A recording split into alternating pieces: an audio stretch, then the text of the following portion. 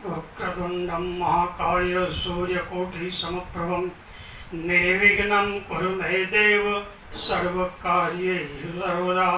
ओम श्रीमन्महागणाधिपतये नमः। श्री कुलस्वामिनि धनदायि देवतायै नमो नमः। श्री स्वामी समर्थ महाराजाय नमः। कृष्णाय वासुदेवाय हरये परमात्मने प्रणतक्लेशनाशाय गोविंदाय नमो नमः। ओम श्री कृष्णदेवताभ्यां नमः। सुप्रसन्नो वरदो भवन्तु। सज्जनों, श्रीमद् भागवत महात्म्य। महात्म्य हा शब्द अजून सोप्या भाषेत जर करायचा ठरवला, विचार केला, तर महत्त्व हा शब्द आपल्या डोळ्यासमोर येईल. आणि जेव्हा आपण भागवत महात्म्याच्या ऐवजी भागवत महत्त्व असा शब्द उच्चार करू, तेव्हा महत्त्व या शब्दाच्या अनुषंगाने भागवत ग्रंथ आणि आपला आत्मा यांच्यामध्ये एक प्रकारचा जवळीकता निर्माण झाल्याचा भास होतो, आपलेपणा निर्माण होतो. आणि म्हणून करता भागवत महात्म्य हा शब्द भागवत महत्त्व या दृष्टीने अधिक फलदायी ठरतो. ज्या ग्रंथाच्या माध्यमातून मला माझ्या रोजच्या संकटांमध्ये, मला माझ्या रोजच्या जीवनक्रमामध्ये, मला माझ्या कौटुंबिक स्थिरतेमध्ये, मला सामाजिक स्थिरतेमध्ये, सर्व अनुषंगाने सर्व व्याप्त परिस्थितीमध्ये मार्गदर्शन मिळतं, त्या ग्रंथाचा मी अभ्यास केलाच पाहिजे, ही भावना केवळ त्या एका शब्दाने निर्माण होते, महत्त्व. आणि म्हणून आज मी तुम्हाला मागच्या 8 दिवसापूर्वी सांगितलेलं होतं की वटसावित्री पौर्णिमेपासून आपण भागवत महत्त्व जाणून घेण्याचा प्रयत्न करणार आहोत. रोज एक दीड श्लोक, 1 महिन्यासाठी, जास्त नाही, 20-25 व्हिडिओच्या माध्यमातून मी तुम्हाला स्कंद पुराणातील, पद्मपुराणातील, भागवतामधील आणि प्रत्यक्ष कृष्णाच्या तोंडून आलेले महत्त्वाचे श्लोक,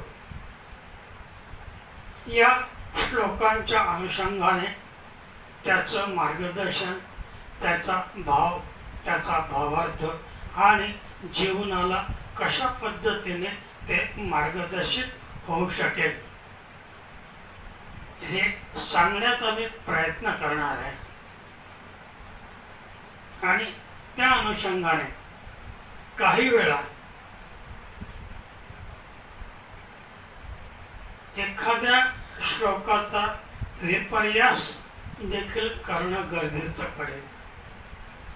शक्यतोवर हे व्हिडिओ 5 मिनटं 7 मिनटं, जास्तीत जास्त 9 मिनटाचे असणार आहे, कारण एकाच श्लोकाचा भावार्थ मी देणार आहे. महिनाभर ही सेवा मी श्रीकृष्णाच्या चरणी आणि प्रत्यक्ष महाराजांच्या चरणी,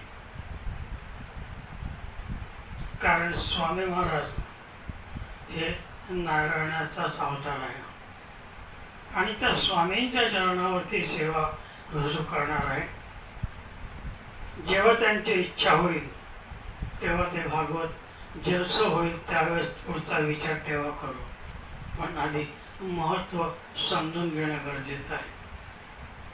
मी काय करणार आहे, कशासाठी करणार आहे आणि कोणाच्या माध्यमातून करणार आहे हेच मलाच माहीत नसेल तर त्या होत असलेल्या क्रियेमध्ये माझ्या मनाची ओढ निर्माण होत नाही. मला सात्विक समाधान त्याच्यात लाभत नाही.